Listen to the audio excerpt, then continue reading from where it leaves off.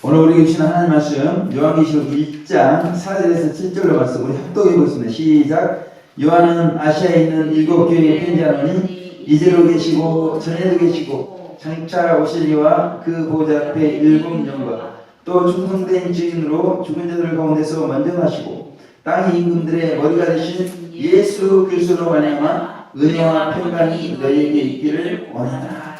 우리를 사랑하사 그의 피로 우리 위에서 우리를 해방하시고 그 아버지 하나님을 위하여 우리를 나라와 제사장으로 삼으신 그에게 영광과 능력이 세세토록 있기를 원하노라. 아멘. 번제가 구름을 타고 오시리라. 각인의 눈이 그를 보겠고 그를 찌른 자들도 볼 터이요 땅에 있는 모든 족속이 그를 인하여 애곡하리니 그러하리라.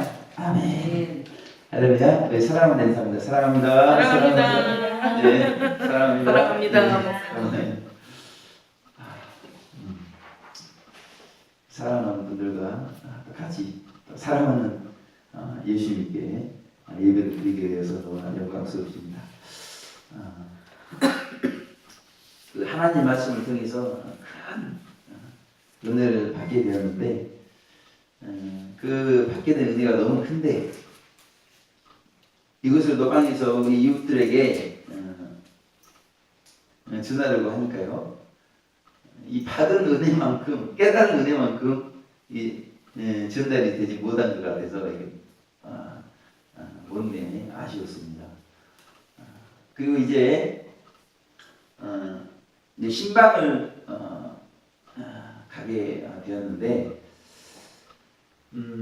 이제 그 받은 바 은혜를 또 신방 대상자에게 또 나누고 싶어졌습니다. 그래서 이제 그분과 같이 기도를 하기 위해서 이제 지혜사함의 은혜가 그분에게도 필요하겠다 생각이 들었던 것이죠. 그래서 지혜사함의 은혜를 받으려고 그러면 어떻습니까? 그 지혜가 생각이 나야 되잖아요.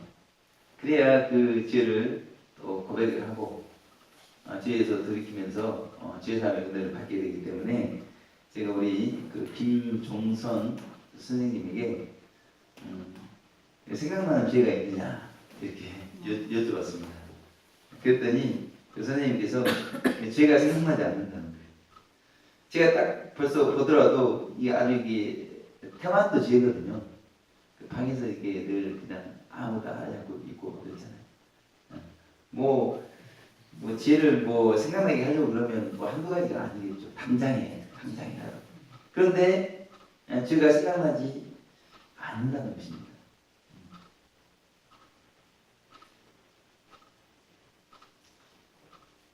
지금 신방을 가서 제가 그 선생님에게 질문했던 질문, 생각나는 지혜가 있느냐? 전에 어떤 분 그 댁에 갔는데 돌보시는 그 요양하시는 할머니와 같이 계셨습니다. 그분이 그 할머니에게 좀 복음을 전해봐라 그렇게 했을 때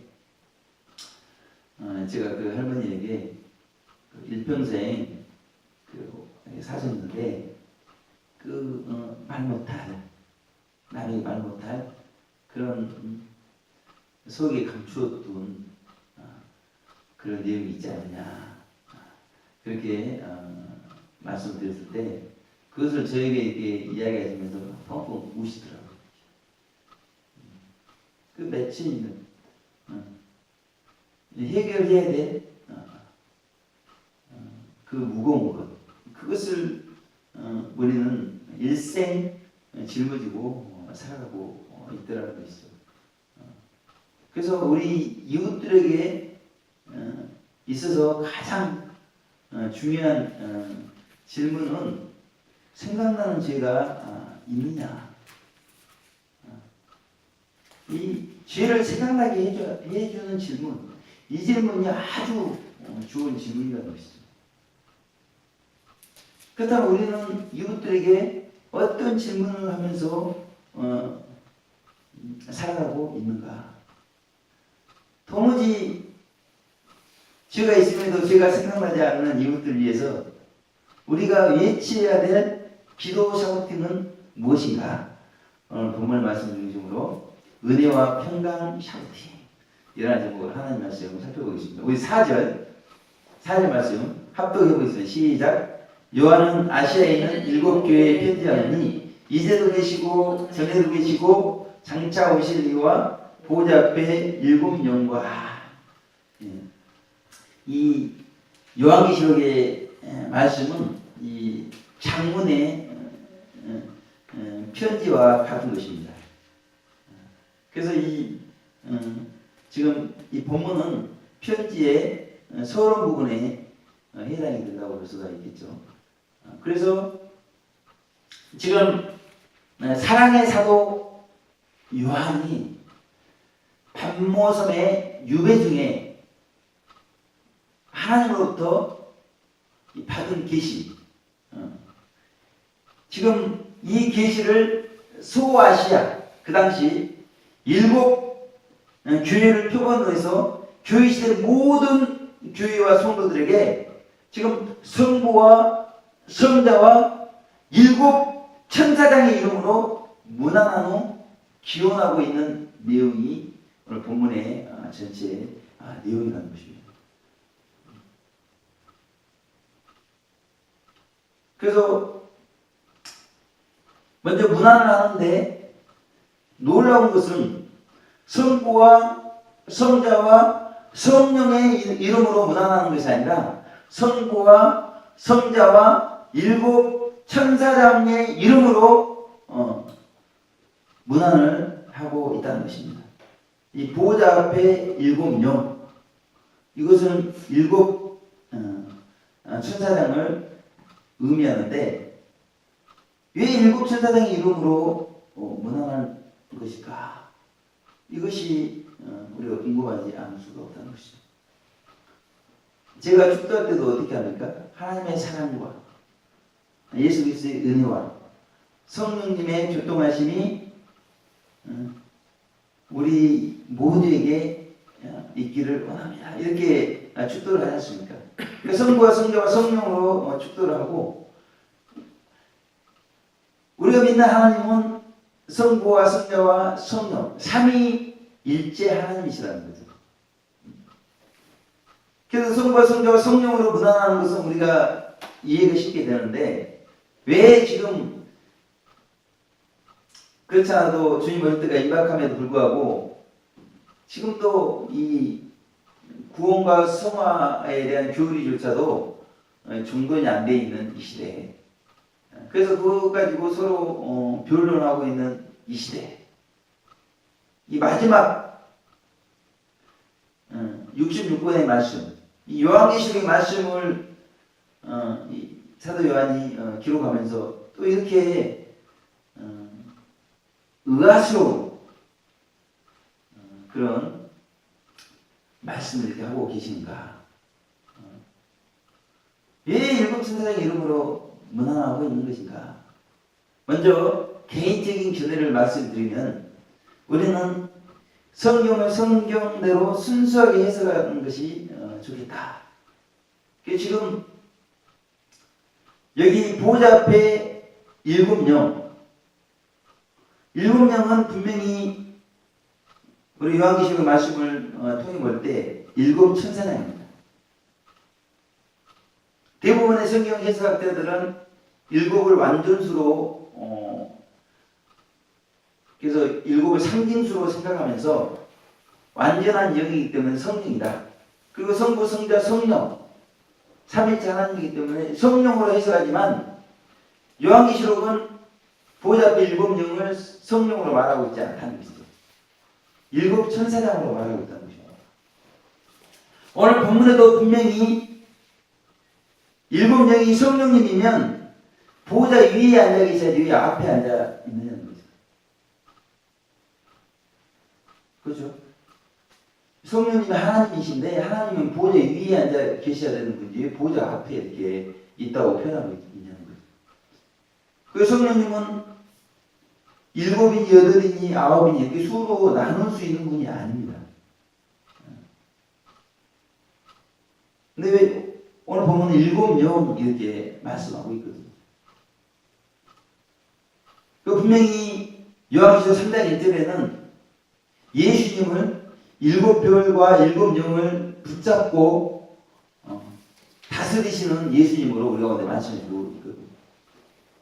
성령님이 예수님과 동일한 하나님이신데 예수님의 손에 붙잡혀가지고 사용되는 분이 아니라는 거죠. 7별은 7교회의 목회자라고 하면 7영은 영계의 사역자, 이 천사장들을 의미하는 것을 우리 가운데 말씀해 주고 있다는 것입니다. 그래서 세 가지 제가 증거를 드렸잖아요. 그 외에도 계시록 4장 5절, 5장 6절 말씀을 보더라도 천사적인 것을 알 수가 있다는 것이죠. 그래서 사도 요한이 지금 성부와 성자와 천사장의 7천사장의 이름으로 문안했으면 그냥 순수하게 그냥 성부와 성자와 7천사장의 이름으로 문안한 것이다. 이렇게 해석하는 게 좋다는 것입니다. 분명히 성경은 제가 그 축도를 했듯이 성부와 성자와 성령 이렇게 말씀하는 구절이 있습니다. 또 반면에 마태복음 24장 36절 성마태는 그러나 그날과 그때는 아무도 모르나니 하늘의 천사들도 아들도 오직 아버지만 아시느니라. 성부와 성자를 언급하시면서 하늘의 천사들 예수님이 이제 곧 재림하시는데 그 때는 예수님 자신도 모르고 하늘의 천사들도 모르고 아버지 성부만 아신다. 그렇게 성마태는 말씀하고 있거든요. 성부와 성자를 이야기하시면서 하늘의 천사들을 언급하고 있다는 것입니다. 이렇게 성마태는 사도 요한처럼 그렇게 천사들을 언급하고 있다는 것이죠. 마가도 마찬가지입니다. 누가도 마찬가지입니다. 누가복음 9장 26절을 보게 되면 누구든지 나와 내 말을 부끄러워하면 인자도 자기와 아버지와 거룩한 천사들의 영광으로 올 때 그 사람을 부끄러워하리라. 누가도 성부와 성자와 거룩한 천사들, 마태는 하늘의 천사들, 누가는 거룩한 천사들 이렇게 표현하고 있다. 바울은 데살로니가후서 1장 7절에서 환난받는 너희에게는 우리와 함께 안식으로 갚으시는 것이 하나님의 공이시니 주 예수께서 저희 능력의 천사들과 함께 하늘로부터 불꽃 중에 나타나실 때 그렇게 표현합니다. 성부와 성자를 말씀하시면서 바울은 능력의 천사. 그러니까 성부와 성자와 성령 꼭 이렇게만 성경은 말씀하고 있지 않다는 것이죠. 디모데전서 5장 21절에도 하나님과 그리스도 예수와 택하심을 받은 천사들 앞에서 내가 엄히 명하노니 너는 편견이 없이 이것들을 지켜 아무 일도 편법되지 하지 말며 이렇게 말했습니다. 그러니까 성부와 성자와 이 천사, 하늘의 천사들, 거룩한 천사들, 능력의 천사들, 택하심을 받은 천사들, 성부와 성자와 천사들을 이렇게 다양하게 이야기하고 있다는 것이죠. 어디선 성부와 성자와 성령, 어디선 성부와 성자와 천사들. 그냥 그대로 순수하게. 오늘 사도 요한은 성부와 성자와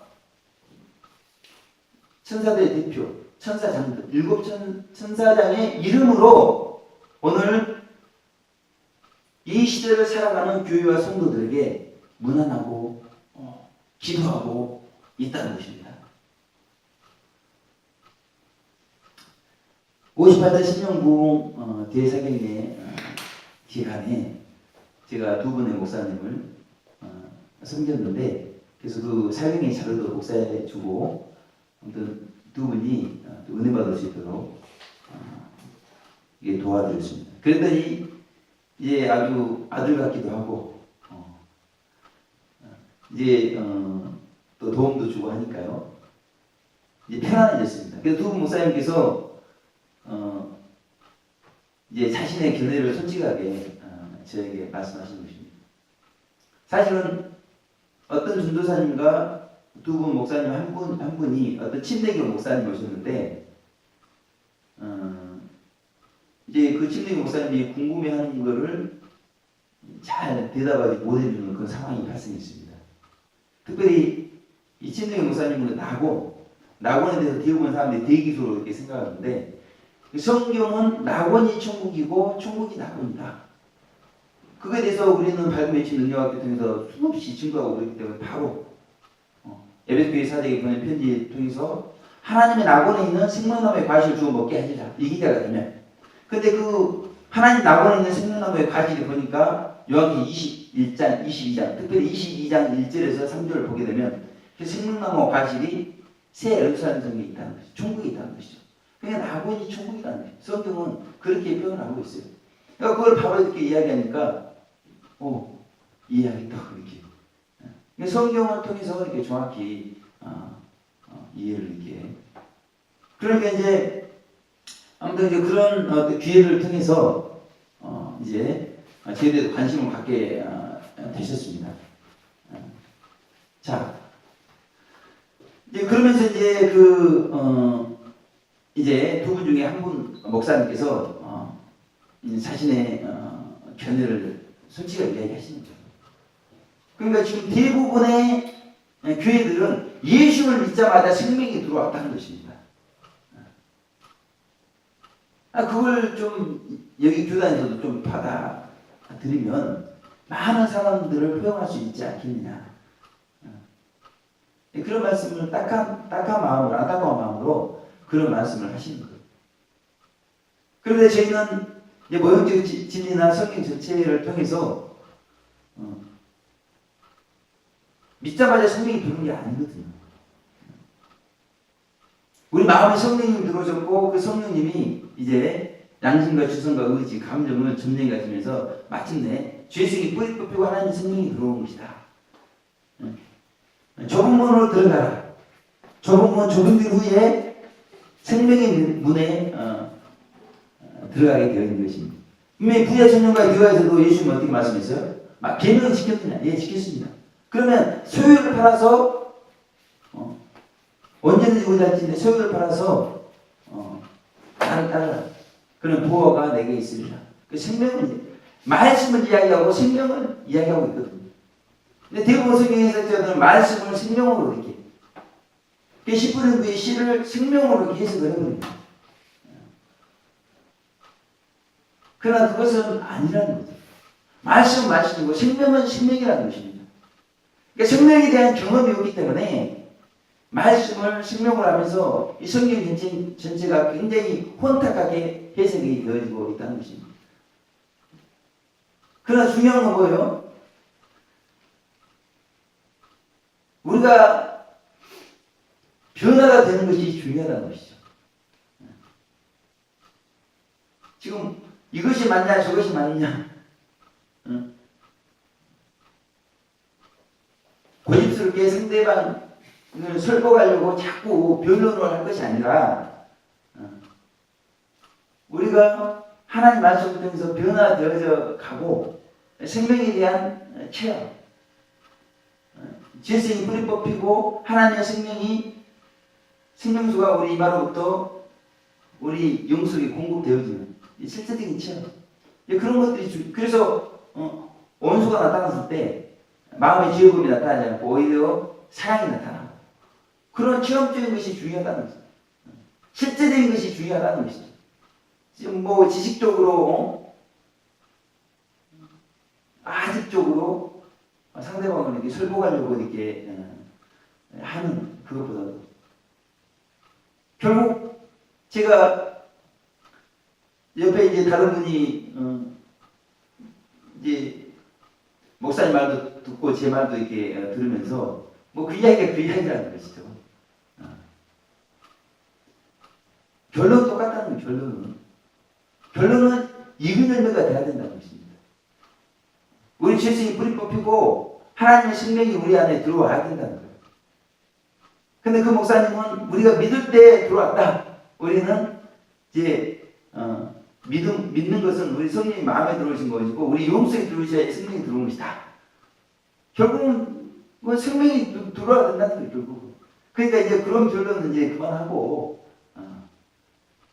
해봐야 뭐 답이 나오는 게 아닙니다. 시작부터 시작하느냐 끝이 돼야지 완성이 되느냐 그 차이점이거든요. 어떻게 보느냐 관점은. 저는 이제 그 목사님 말을 이렇게 무슨 말인지 이해하겠다는 것이죠. 그러나 저는 이제 성경의 진리대로 믿자마자 성령이 들어온 것이 아니라 이제 할례 받고 가나안 땅에 들어가야 생명이 들어오는 것이다. 젖과 꿀이 흐르는 땅 거기 들어가야 생명이 들어오는 것이지 광야에서 이렇게 생명이 들어오는 것이 아니다. 저는 그 제 어떤 성경적인 믿음을 가지고 있는 것이죠. 그리고 예를 들면 그 목사님을 저는 뭐 설교하고 싶은 마음은 없어요. 그분이 그렇게 확실하게 믿고 있기 때문에. 다만 제 견해는 이렇습니다. 그 성경적인 견해는 이렇습니다. 그건 이제 그 목사님이 선택한 문제. 문제는 뭐냐면 그 목사님께서 계속 반복적으로 이야기하는 겁니다. 반복적으로. 그래서 성령이 들어오면 믿자마자 성령이 들어온 걸로 이렇게 해야 된다. 결론도 그 이야기 하는 거죠. 그 목사님. 근데 옆에서 계신 목사님은 뭐 계속 그래봐야 소용이 없다. 그러니까 그거 듣느라고 제가 지금 방송에서 녹음을 해야 되는 그런 사명을 이렇게 이번 대상위원회 받았는데 제 시간에 녹음을 할 수가 없게 되어버린 것입니다. 그렇게 하다 보니까 시간이 뭐 2시간 정도 훌쩍 금방 5분 10분 이야기한 것 같은데 2시간이 반복적인 이야기 계속 2시간이 지나가거든요. 그것이 그렇게 중요했는가?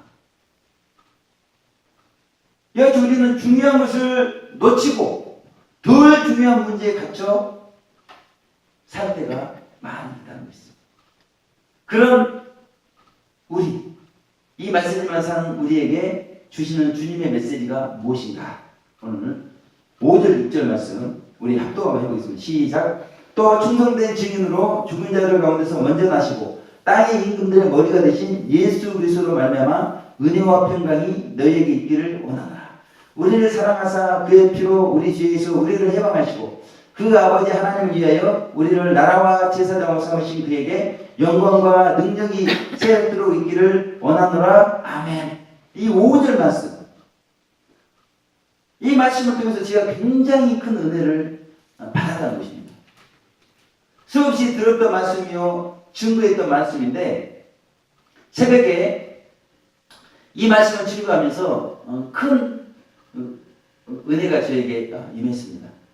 지금 다른 사도들은 이미 순교를 다녀서 지금 영원한 천국 다 올라가 있는데 이 사도 요한은 이 요한계시록을 기록해야 되는 사명 때문에 이 박모 속에 유배가 되어가지고 있는 상황이라는 것이죠. 그때 이 요한계시록을 기록하도록 해서 수아시 7교회로 보내라. 이렇게 예수님께서 말씀하셨는데 지금 이제 그 수아시아 7교회의 종들 뿐만 아니라 성도님들 그리고 이 교회 시대 모든 교회와 성도들에게 를 위해서 그 사랑의 사도 요한이 기도하고 있는 내용인데 어떤 기도를 하고 있는가? 이게 참 우리가 이걸 생각해 볼 때 반대로 물론 세월이 많이 지났습니다. 2000년이 거의 뭐 지나간 시점으로 살고 있잖아요. 이제 우리 후대 세대 이 시대의 주의 종들, 이 시대의 성도님들, 그리고 우리 후대 세대의 교회와 성도들을 위한 우리의 기도가 어떤 기도가 되어야 할 것인가? 마치 저는 이 사도 요한의 이 기도를 기원의 내용이죠.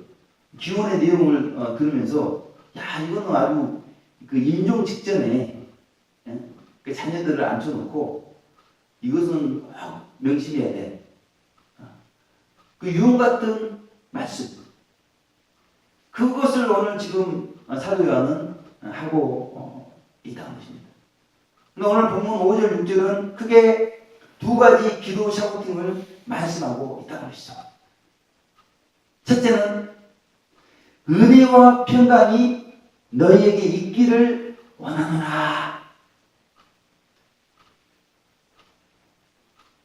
은혜와 평강, 기도 샤우팅이었다는 것입니다. 저는 뼛속 깊이 소름이 끼치면서 그래 이 기도지 이 기도 외에 무슨 기도를 할 수가 있겠어? 어떤 기도가 지금 이 수화제 일곱 교회를 보니까 형편이 틀립니다, 사정이 틀립니다, 여건이 틀립니다, 처지가 틀립니다. 모든 교회와 성도들을 아우르면서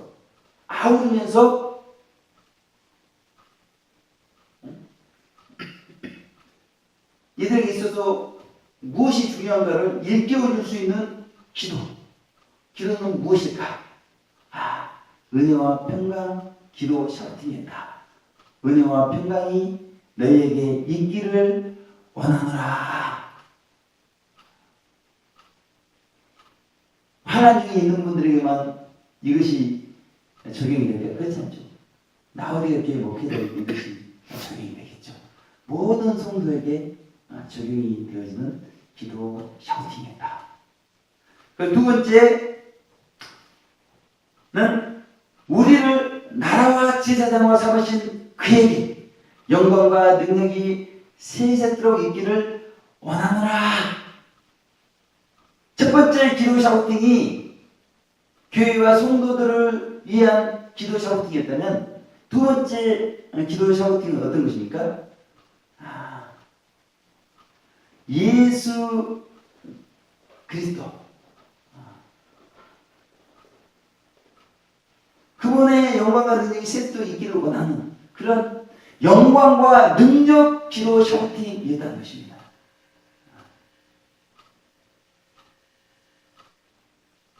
우리가 이 아주 유언 같은 기도, 이 기도를 아주 중요시 여길 필요가 있다고 생각이 듭니다. 특별히 우리는 이 은혜와 평강의 기도 샤우팅, 이것이 우리 성도들 위한 반모습에 유배되었던 사랑의 사도 요한의 유언과 같은 기도였다는 것입니다. 그러니까 이 말씀만 살아가는 우리 교회와 성도들에게 반드시 있어야 될 것이 무엇인가를 우리 가운데 말씀해 두고 있다는 것입니다. 우리가 관심받아야 되는 것이 무엇인가? 중요시 여겨야 될 것이 무엇인가를 오늘 사도 요한은 우리 가운데 확실하게 말씀해 주고 있는데 그것은 은혜와 평강이다. 이것이 우리 안에 있어야 된다. 그렇게 말씀해 주고 있다는 것입니다. 먼저 우리에게 있어 가장 중요한 것은 은혜다. 은혜. 근데 얼마나 우리에게 은혜가 영광스러운 기회 가운데 있냐는 것이죠. 저는 이 은혜를 생각할 때 눈물이 나더라고요.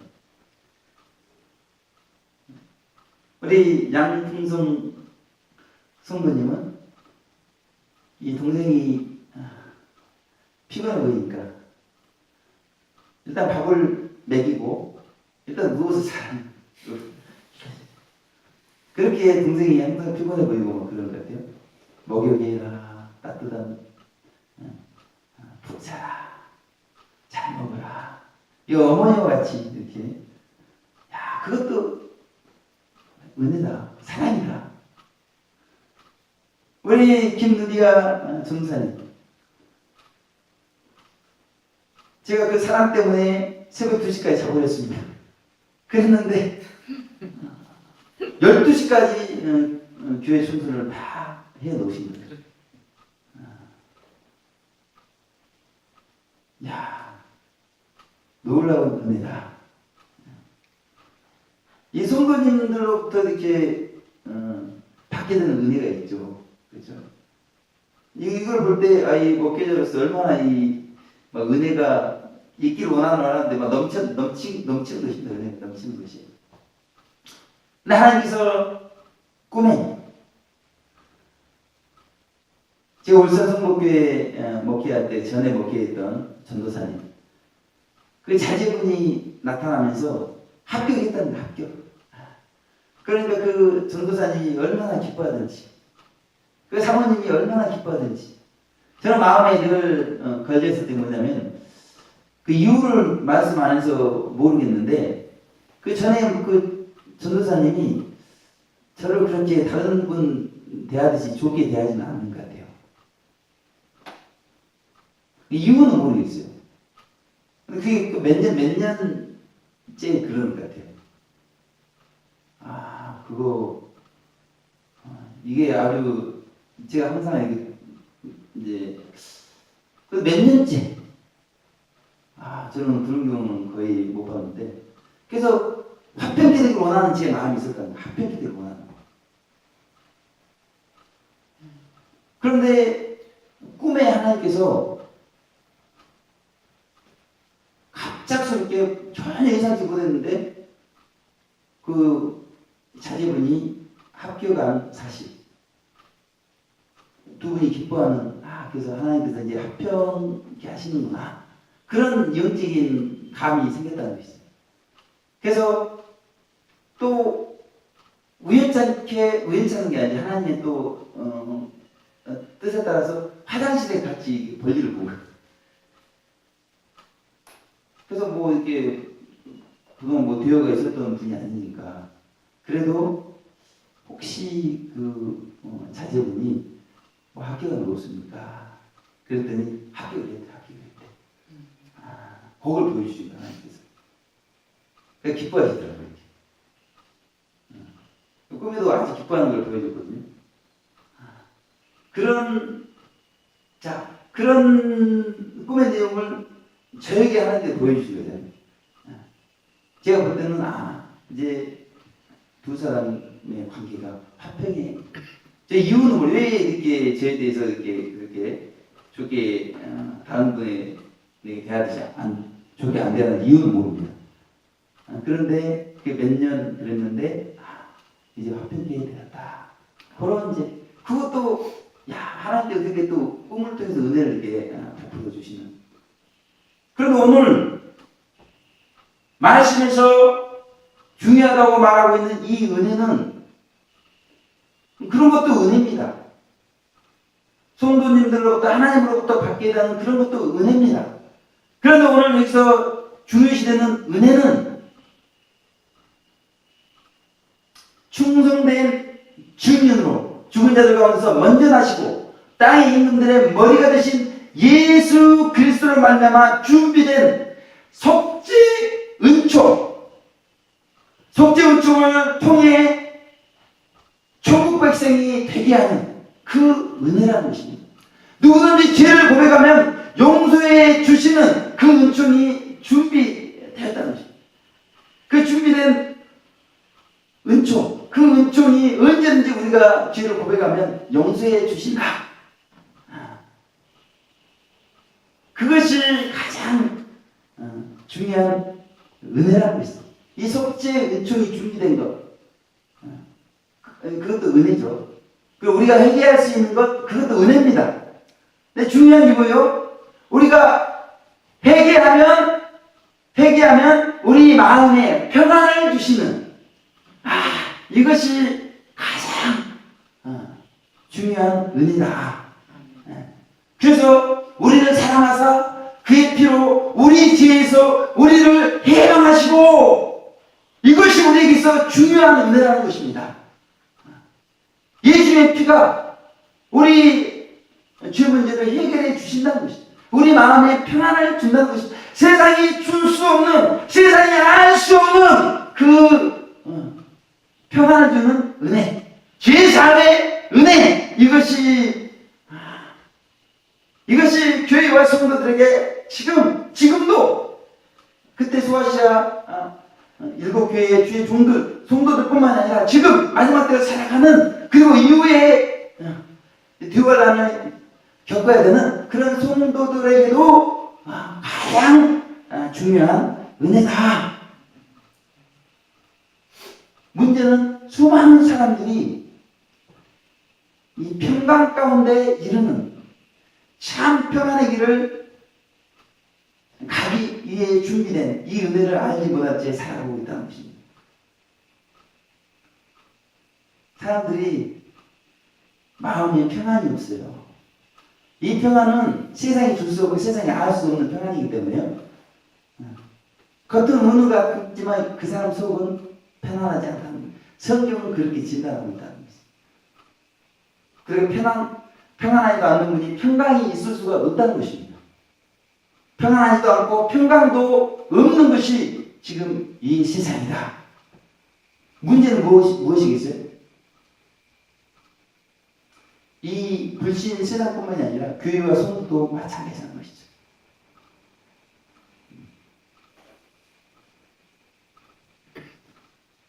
교회는 나와요. 말씀을 듣습니다. 그런데 죄를 고백해야죠. 죄에서 뭐를 지나죠.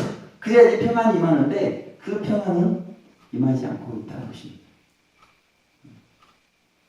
그러니 뭐 평강에 이룰 수가 없는 것이죠. 그래서 오늘 사도 요한은 은혜와 평강이 너에게 있기를 원하노라. 네, 은혜와 평강 샤우팅을 하고 있다는 것입니다. 죄의 맛이 좋겠습니까? 죄사함의 은혜로 말미암은 평안의 맛이 좋겠습니까? 사람들 뭐라고 그래요? 죄의 맛이 좋다는 죄의 맛이. 야, 짜릿하고 전율이 느껴지고 보기도 좋고 먹기도 좋고. 그러면 죄의 맛이 그렇게 좋으면 왜 평안을 구하냐는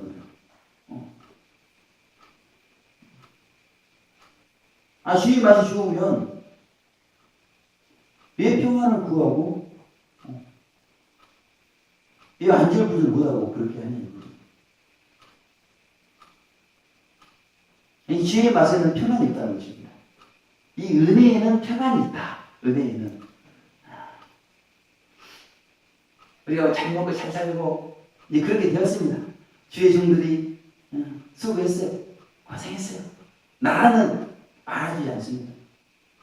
박정희 대통령 운운하지만 교회와 성도들의 그 피땀 흘린 기도와 눈물은 애면해 보이는 것이 세상이에요. 그런데 그것이 없이 이렇게 잘 살게 되었을까요? 그러지 않죠. 그런데 문제는 무엇입니까?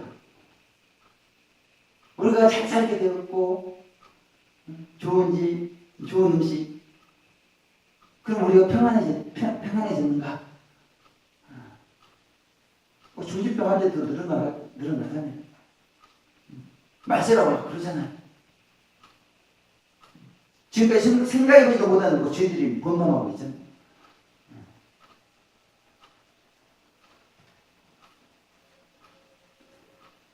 은혜로 말미암은 평안이 이 정유소와 같다면 평강은 차고지와 같다고 할 수가 있다는 것입니다.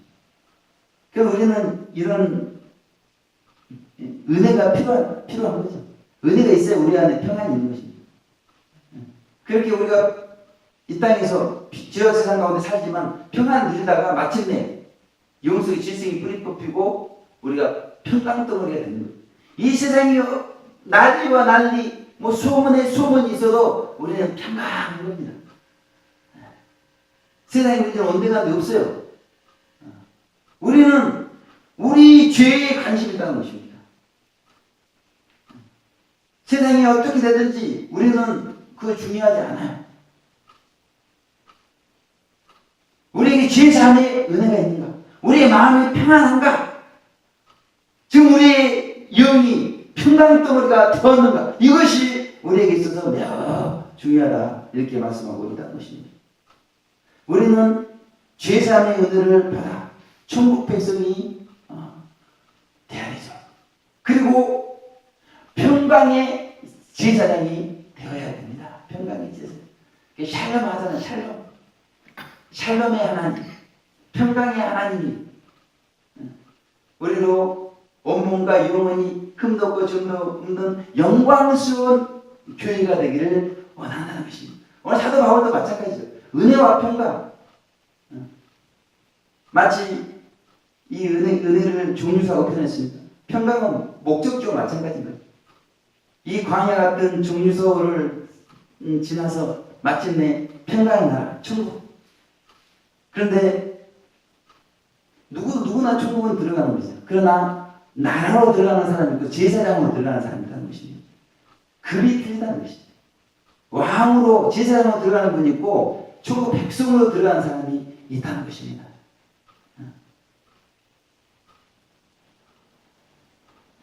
교회와 성도들이 은혜가 있어야 우리 사랑하는 이웃들을 예수님으로 인도하고 이 은혜의, 이 평안의 맛으로, 평강의 참맛으로 인도할 수가 있지 않겠느냐는 것이죠. 평강이 목표입니다. 그러나 먼저 은혜가 있어야 됩니다. 은혜가 없이 평강에 도달할 수가 없다는 것입니다. 우리는 먼저 우리 안에 은혜가 없는 것을 회개해야 돼요. 평강이 없는 것을 회개해야 됩니다. 은혜 있는데요? 평강이 있잖아요. 평강이. 아직 가야 될 길이 멀다는 것입니다. 아직 종류소가 많이 남았다는 것입니다. 평강도 있기를 원하느라고 그랬잖아요. 은혜가 있어야 되지만 이제 우리는 은혜를 지나 평강에 도달을 해야 되는 것이죠.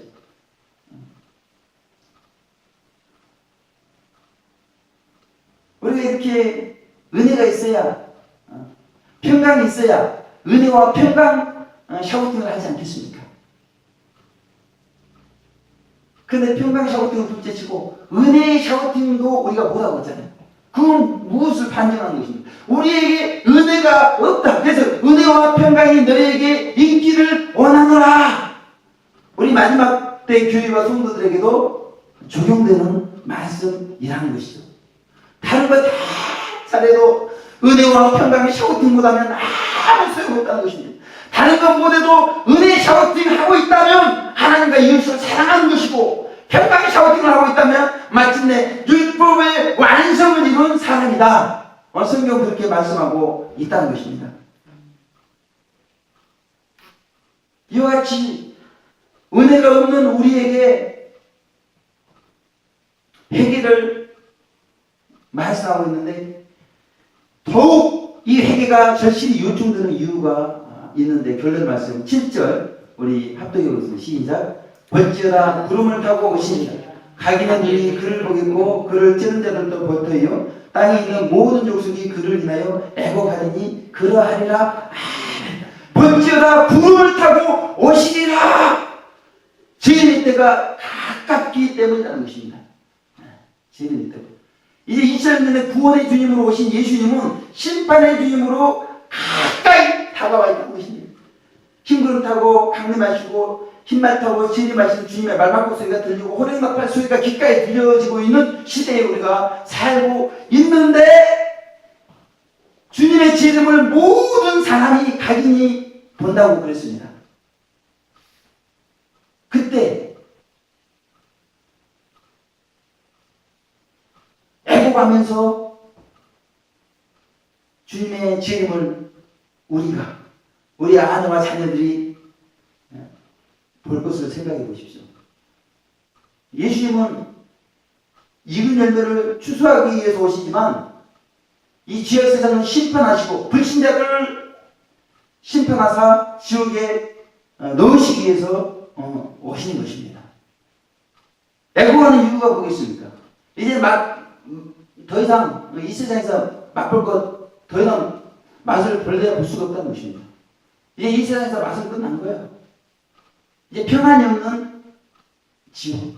그래서 영원한 형벌을 영원토록 받게 되는 일만 남았기 때문에 애곡을 왕들도 애곡을 하고 왕들과 작작고 있던 상고들도 애곡을 하고 표를 받았던 모든 사람들이 애곡을 한다는 것입니다. 사도 요한이라는 첫대의 불을 받아서 소아시아 7교회가 은혜와 평강의 샤우팅을 했습니다.